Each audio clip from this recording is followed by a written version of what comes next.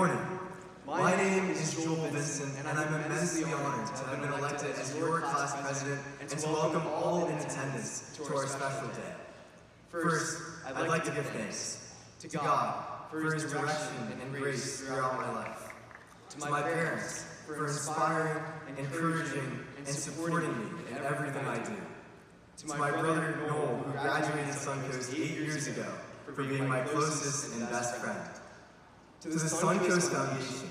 Your ongoing investments in our education are a luxury that we are lucky to benefit from. To Mrs. Kerner, my teachers, the staff of Suncoast, and my mentors, Mr. Pardo and Ms. Berman, thank you for your direction and continued guidance.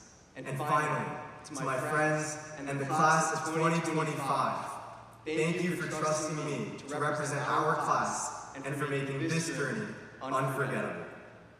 You see, Suncoast has become more than just a school to most of us. It's honestly become a second home. Yes, it's where we learn to solve derivatives and decode British literature, but it's also where we realize that we could run on 3 hours of sleep.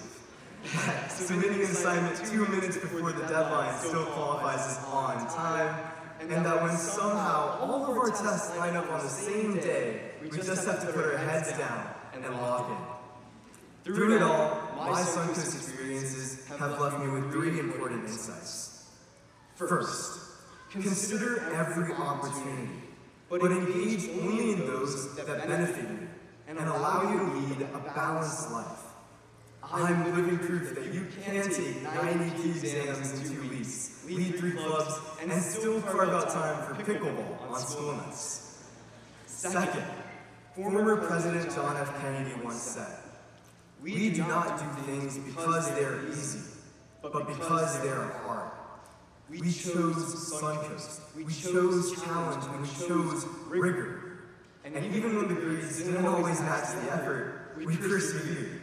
So continue to take chances and embrace difficulties, because you never know where they might lead. And finally, the best classmates I've met here weren't necessarily the ones with the longest resumes, but they were the ones that lifted others, even when they were carrying a lot themselves.